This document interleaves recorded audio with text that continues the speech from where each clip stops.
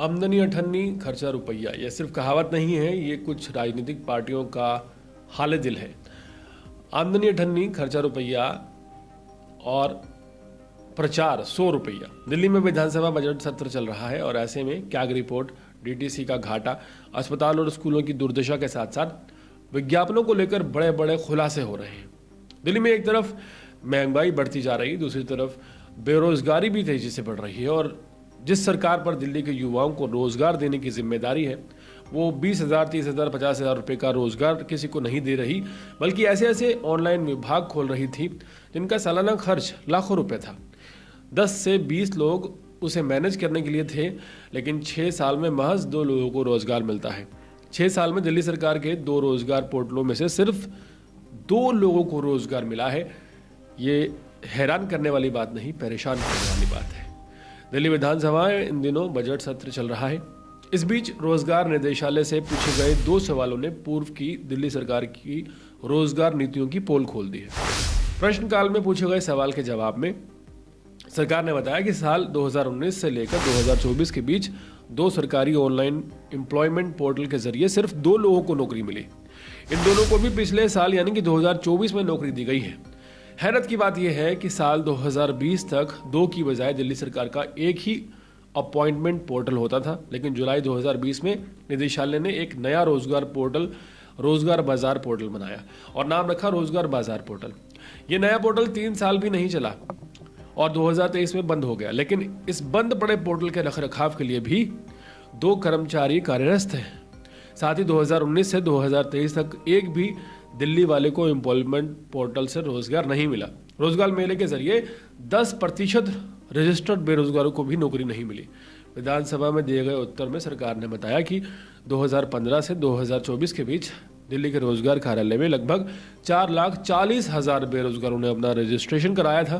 दिल्ली के बेरोजगारों को नौकरी मुहैया कराने के लिए 10 साल में 10 रोजगार मेले लगाए गए, लेकिन इनमें सिर्फ 36,000 अभ्यर्थियों का ही शॉर्टलिस्ट किया गया और 5 साल तक इन पोर्टल्स के जरिए एक भी नौकरी नहीं दी गई। 2009 से चल रहे दिल्ली के पुराने एम्प्लॉयमेंट पोर्टल के रखरखाव के लिए 5 अधिकारी और कर्मचारी लगाए गए।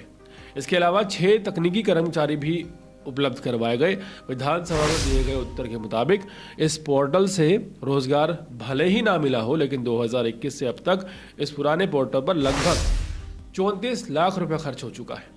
हैरानी की बात यह है कि 4,40,000 अभ्यर्थी रजिस्ट्रेशन करवाते हैं, 36,000 शॉर्टलिस्ट भी हो जाते हैं, लेकिन उनमें से सिलेक्शन कितने का होता है? 2 का। और ऐसे में ये राजनीतिक पार्टियां पूरे देश में चिल्ला चिल्लाकर ये हल्ला करती हैं कि केंद्र सरकार नौकरी नहीं दे रही। 4,40,000 ऑनलाइन जो सिलेक्शन आते हैं उनमें से 36,000 सिलेक्ट करके सिर्फ 2 लोगों को 5 साल में नौकरी दी जाती है और फिर आम आदमी पार्टी चिल्लाती है कि हमारे देश में बेरोजगारी बहुत बढ़ रही है। इस पर सवाल होना चाहिए, इस पर डिबेट होना चाहिए, प्रश्न पूछे जाने चाहिए। सवाल किससे पूछा जाना चाहिए, प्रश्न किससे किए जाने चाहिए, ये भी अपने आप में एक बड़ा सवाल है।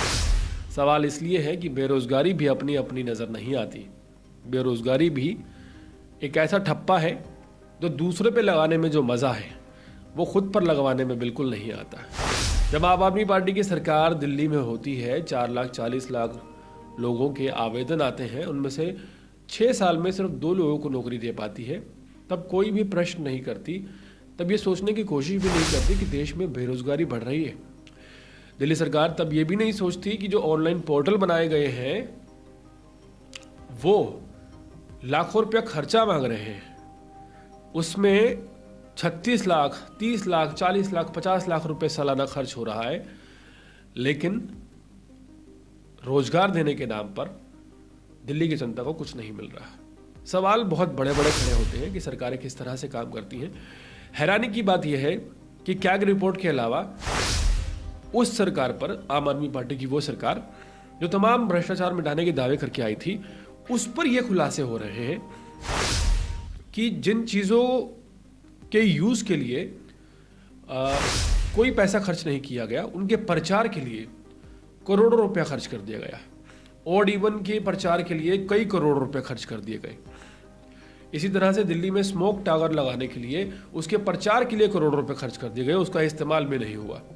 और वैसा ही ये रहा, रोजगार पोर्टल का प्रचार, उसका प्रसार करने के लिए खूब शोर मचाया गया, लेकिन 4,40,000 लोग अभ्यर्थी आवेदन आने के बावजूद 2 लोगों को जॉब दी गई।